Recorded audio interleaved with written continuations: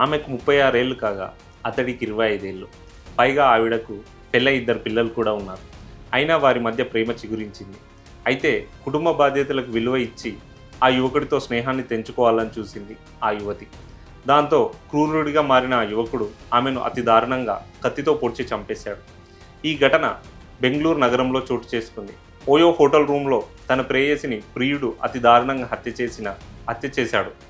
శుక్రవారం జరిగిన ఈ ఘటన ఆలస్యంగా వెలుగు చూసింది.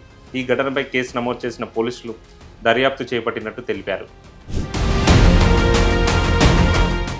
పోలీసులు తెలిపిన వివరాల ప్రకారం బెంగళూరులోని కెంగేరికి చెందిన హరిణికి దాసెగౌడ్కు కొన్నేళ్ల క్రితం వివాహం జరిగింది. దంపతులిద్దరూ కెంగేరిలో నివాసం ఉంటున్నారు.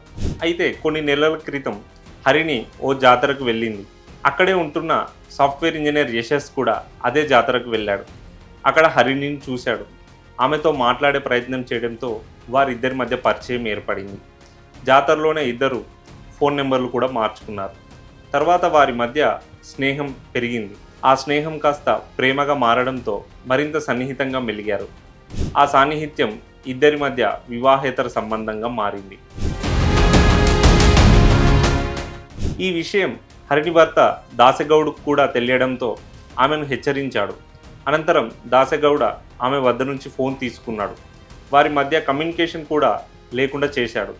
దీంతో హరిణి తన తప్పును తెలుసుకొని భర్త వద్ద కన్నీరు పెట్టుకుంది. తనను క్షమించాలని కోరింది. అయితే ఆమె మాటలు నమ్మిన భర్త ఆమెకు తిరిగి ఫోన్ ఇచ్చాడు. అయితే హరిణితో యశస్ మళ్ళీ కాంటాక్ట్లోకి వచ్చాడు. ఆమెతో మాట్లాడాలని ఫోన్ చేసి బెంగళూరులోని ఒక హోటల్ గదికి పిలిచాడు. దీంతో శుక్రవారం వీరిద్దరూ పూర్ణప్రజ్ఞ లేఅవుట్లోని ఓయో హోటల్ గదికి వెళ్లారు. అక్కడే ఒక అద్దె గది తీసుకున్నారు. అయితే వారి మధ్య ఆ గదిలో తీవ్ర వాగ్వాదం చోటు చేసుకున్నట్టు తెలుస్తోంది. హరిణిని తనతో పాటే ఉండాలని యశస్ పట్టుబట్టాడు. తాను లేకుండా జీవించలేనని, తనతోనే ఉండాలన్నాడు. దీనికి ఆమె ఒప్పుకోకపోవడంతో ఆవేశానికి గురైన యశస్ హరిణిని దారుణంగా హత్య చేశాడు. హరిణిని కత్తితో పొడిచి తీవ్రంగా గాయపరిచాడు. దీంతో ఆమె అక్కడికక్కడే చనిపోయింది. తర్వాత యశస్ అక్కడి నుంచి పారిపోయాడు. ఈ ఘటనకు సంబంధించి సమాచారం తెలిసిన వెంటనే ఘటనా స్థలానికి సుబ్రహ్మణ్యపుర పోలీసులు చేరుకున్నారు. ఈ ఘటనపై కేసు నమోదు చేసి దర్యాప్తు చేపట్టినట్టు తెలిపారు. విచారణలో భాగంగా యశస్ను పోలీసులు అరెస్ట్ చేశారు.